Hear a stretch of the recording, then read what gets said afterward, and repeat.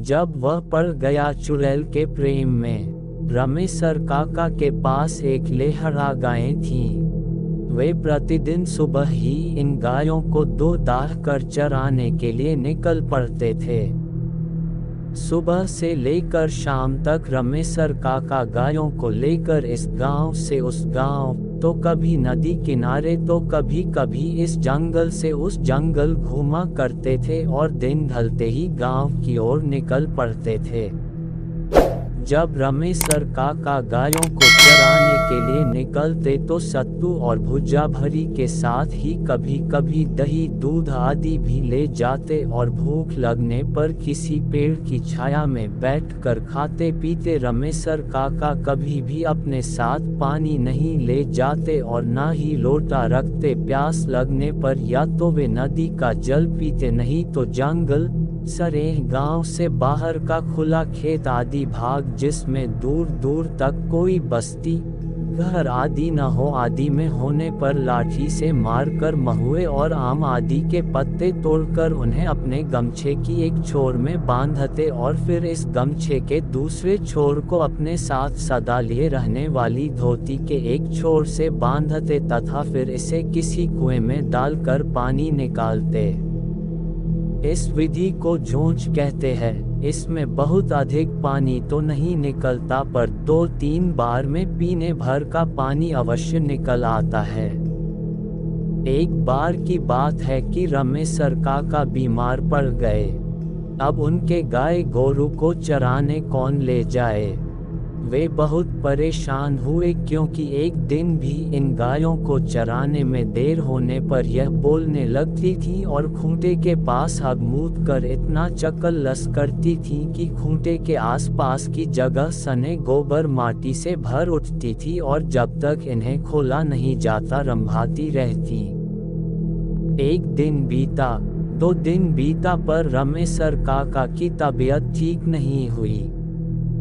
रमेका काका बस इन 2 दिनों में गायों के आगे पुआल या खांची में भूसा घास आदि डाल देती और पानी आदि दिखा देती, पर गायें प्यास लगने पर पानी तो पी लेती पर पुआल आदि खाने का नाम नहीं लेती और बेचैनी से खूंटों के आसपास घूमा करती। इन 2 दिनों में तो कुछ गायों ने अपना पगहा भी तोड़ दिया और चरने के लिए भागने लगी। कैसे भी करके रमेसर काका बस ने इन गायों पर काबू किया। तीसरे दिन भी रमेसर काका की तबीयत जब ठीक नहीं हुई तो उन्होंने सनेसा भेजकर अपने ससुराल से अपने सरपुत घनेसा को बुला लिया।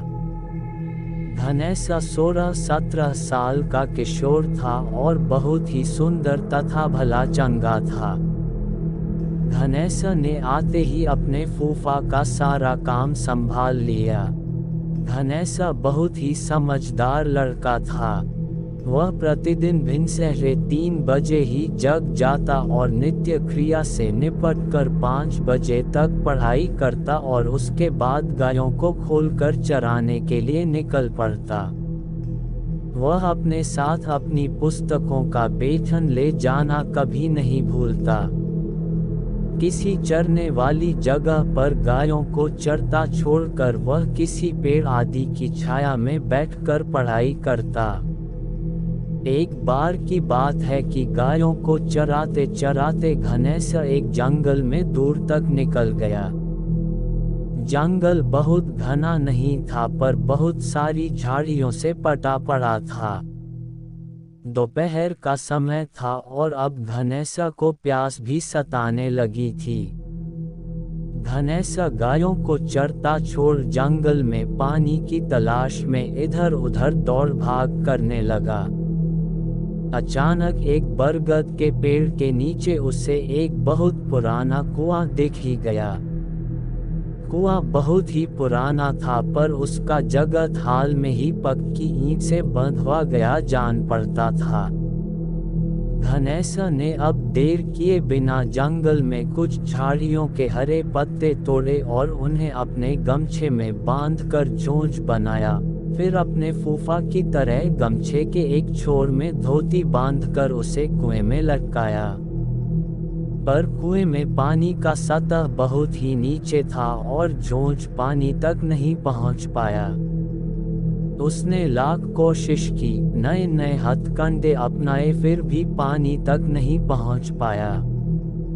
अब वह पसीने से तर-बतर हो गया था और धोती से सर पर के पसीने को पोंछते हुए उसी कुएं की जगह पर बैठकर कुछ सोचने लगा। तभी पायल की छम छम की आवाज ने उसके सोचने के क्रम को बाधित कर दिया। उसने पीछे मुड़कर देखा तो कुछ दूर पर हिरनी की चाल से अपने पायलों की झनकार करते हुए, चेहरे पर हल्की मुस्कान व गालों पर हल्की लाली लिए एक किशोरी उसके तरफ बढ़ी चली आ रही है। वह अवाक मन से उस किशोरी के रूप श्रृंगार के रस का पान करने में लग गया। उस किशोरी में पता नहीं क्या जादू था कि वह ज्यों-ज्यों करीब आती जा रही थी, घनैसा उसके अप्रतिम सौंदर्य में खोया जा रहा था। पास आकर शरारतीपन से उस किशोरी ने बेहिचक मन से घनैसा से पूछा, प्यास लगी है क्या? घनैसा, जो एकटक उस किशोरी की सुंदरता का पान किए जा रहा था, घबराकर हाँ में सर हिला दिया। किशोरी और आगे बढ़ी और कुएं के जगत पर पहुंचकर अपने दोनों हाथों से अंजलि बनाए और कुएं में झुक गई। घनैसा अभी भी उस किशोरी में ही खोया हुआ था। दरअसल उस किशोरी में कुछ तो ऐसा था जो बरबस घनैसा को मदमस्त करते जा रहा था, उसे अपनी तरफ आकर्षित किए जा रहा था। किशोरी ने कुएं से अपनी अंजलि में पानी भरकर घनैसा की ओर बढ़ी। घनैसा भी बिना कुछ बोले अपने हाथों की अंजलि बनाकर अपने मुंह में सटा दिया। किशोरी अपने अंजलि का पानी घनैसा के अंजलि में उड़ेलना शुरू किया और घनैसा भी अमृत रूपी जल को पीना शुरू किया। हाँ, यह अलग बात थी कि घनैसा की अंजलि से आधा पानी नीचे गिरे जा रहा था, क्योंकि वह पानी पीने के साथ ही उस किशोरी के चेहरे की आकर्षकता को भी एकटक पिए जा रहा था। ना उस किशोरी के अंजलि का पानी खत्म हो रहा था और ना ही घनैसा की प्यास बुझने का नाम ले रही थी।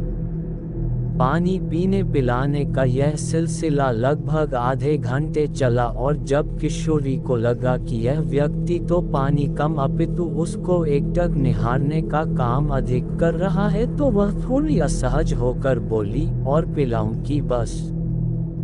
अब फिर घनैसा ने कुछ बोले, केवल ना में सिर हिला दिया। इसके बाद उस किशोरी ने घनैसा से एक मादकता भरी आवाज में फिर पूछा, अब मैं चलूं? फिर घनैसा ने हाँ में सिर हिला दिया। किशोरी फिर हिरनी की चाल से पता नहीं जंगल में कहाँ खो गई। घनैसा कुछ समय तक तो चुपचाप उस कुएं की जगह पर बैठा रहा और फिर अचानक पता नहीं क्या सूझा कि उठकर गायों की ओर चल दिया। गायों की दिशा में बढ़ते समय घनैसा कोई प्यार भरा गीत गुनगुना रहा था।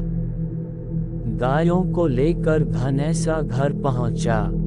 आज वह बहुत खुश लग रहा था और रह रहकर कोई प्रेम भरा गीत छेड़ जाता था। उसकी भूख प्यास गायब हो चुकी थी और उसने अपनी बुआ के लाख कहने के बाद भी रात को कुछ नहीं खाया और अपनी खाट पर सोने चला गया। उसकी आंखों से नींद पूरी तरह से गायब थी और पता नहीं क्यों उसे एक खुशनुमा बेचैनी सताए जा रही थी। वह लेटे लेटे कभी कभी खाट से उठ जाता और कुछ गुनगुनाने के बाद या 2-4 कदम चहलकदमी करने के बाद फिर से खाट पर लेट जाता।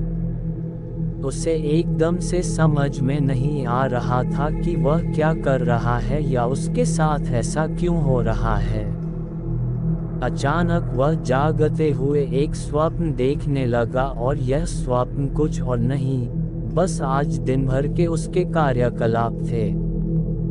उसने अपने को गाय चराने के लिए जंगल में जाते हुए देखा। फिर कुएं की जगत पर बैठा देखा और फिर उस किशोरी का आना और उसे पानी पिलाना। इतना स्वप्न देखते ही या यूं कहें कि याद करते ही वह गदगद हो गया, पर आगे घटित घटना को याद करके कुछ तो ऐसा हुआ कि उसे काट मार गया और उसने थूक सटक ली। अचानक घनेसा को पता नहीं क्या सूझा कि वह डर कर उठकर बैठ गया। बिना देरी किए उसने सिरहाने रखी माचिस से एक तिली निकाला और पास में रखे ढेबरी को जला दिया।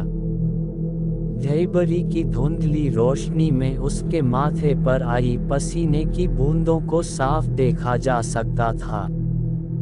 आप बता सकते हैं कि उसके साथ ऐसा क्यों हुआ? दरअसल उसके जेहन में यह सवाल कुरेद गया कि वह किशोरी इतने गहरे कुएं से अपने हाथ की अंजलि बनाकर पानी कैसे निकाल दी, और साथ ही उसने इतनी देर तक पानी पिया फिर भी उस किशोरी के अंजलि का पानी खत्म होने का नाम क्यों नहीं ले रहा था। उसने भूत प्रेत की बहुत सारी घटनाएं सुन रखी थीं। उसके मुंह से अचानक निकल पड़ा, भूतनी। इसके बाद डरे सहमे घनेसा ने उस डिबडिबाती ऐसे टिमटिमाना की लगे कि अब बुझ गया। ढेबरी के प्रकाश में ही बैठे बैठे रात गुजार दी। सुबह सुबह डरा सहमा घनेसा गायों को लेकर सरेह की ओर निकल गया। उसने मन में एकदम से सोच लिया कि अब भूल कर भी उस जंगल की ओर नहीं जाऊंगा, पर कहीं न कहीं उसके जेहन में उस किशोरी की यादें अंगड़ाई ले रही थीं। न चाहते हुए भी उस किशोरी का अनुपम सौंदर्यवान चेहरा उसकी आंखों के आगे घूम जाता और अपनी आकर्षकता का एहसास करा जाता। सरेह में गायों को चरता छोड़ वह पास ही में एक सूखी गदही के किनारे एक आम के पेड़ के नीचे बैठकर उस किशोरी के बारे में सोचने लगा। उसे पता नहीं क्यों ऐसा लग रहा था कि वह किशोरी को काफी समय से जानता है, वह उसकी परिचित है।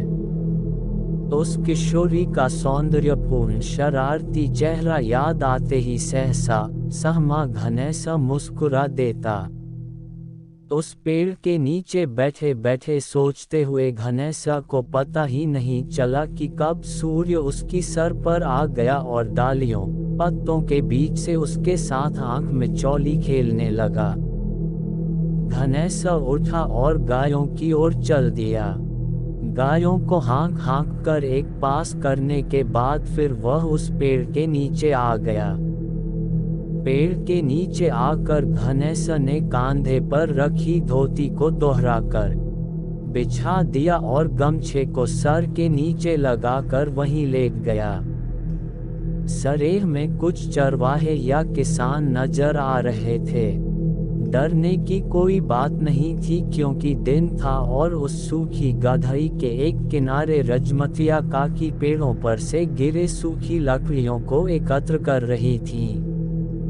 लेटे लेटे रत जगा किए घनेसा को पता नहीं कब नींद आ गई, पर नींद में भी वह सहमा सहमा दिख रहा था, पर कभी कभी उसके चेहरे पर एक एक मिनटी मुस्कान आ जाती। ऐसा लग रहा था कि वह किसी भूत और देवता की लड़ाई देख रहा है। भूत का विकराल रूप उसे डरा जा रहा था तो देवता का उस भूत पर हावी होना उसे हर्षित कर जा रहा था। सोए हुए घनेसा को पता नहीं क्या हुआ कि वह सकपका गया और उठ बैठा। दरअसल उसे ऐसा लगा था कि कोई मखमली उंगलियों को उसके बालों में पिरो रहा है और रह रहकर उसे सहला रहा है। आसपास में किसी को न देखकर उसे यह भ्रम लगा, पर वह फिर से सोया नहीं और बैठकर फिर से उस किशोरी के बारे में सोचने लगा। अचानक एक तेज हवा उठी और सरसराते हुए इसके इर्द गिर्द चक्कर काटने लगी। हवा के उस चक्कर में उसे एक अजीब प्रेम की अनुभूति हो रही थी।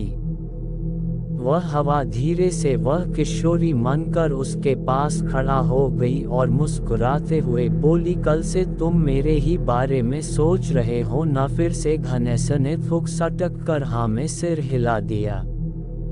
उस किशोरी ने खिलखिलाते हुए कहा, कोई अपनों से डरता है? मुझसे डरने की आवश्यकता नहीं। मैं आपको डराने नहीं आई हूँ, बल्कि अपनापन का एहसास कराने आई हूँ। इसके बाद पता नहीं क्यों घनेश्वर का डर कुछ कम हुआ और वह एकटक होकर फिर से उस किशोरी के अनुपम सौंदर्य का नेत्रपान करने लगा। यह सिलसिला कुछ देर चला और फिर से खिलखिलाती हुई वह किशोरी वहां से गायब हो गई। अब तो आए दिन घनेश्वर उस किशोरी के साथ काफी समय बिताने लगा। वे दोनों अब खुलकर एक दूसरे से बात करने लगे थे। घनेश्वर उसे इंसानी कहानियाँ, अपने गांव घर की बातें सुनाता और वह किशोरी अपने लोग की बात बताती, अपने जीवन के रोचक पूर्ण किस्से सुनाती। आखिर वे दोनों इतने करीब आ गए कि सदा के लिए एक साथ जीने मरने की कस्में खा लिए। क्या घनेश्वर उस भूतनी किशोरी को अपना पाया? आखिर वह भूतनी अपने लोग की कौन कौन सी बातें घनेश्वर को बताती थी? इन सब रहस्यमयी बातों से पर्दा इस कहानी के अगले और अंतिम भाग में उठ जाएगा। कैसी लगी यह भूत ही काल्पनिक कहानी?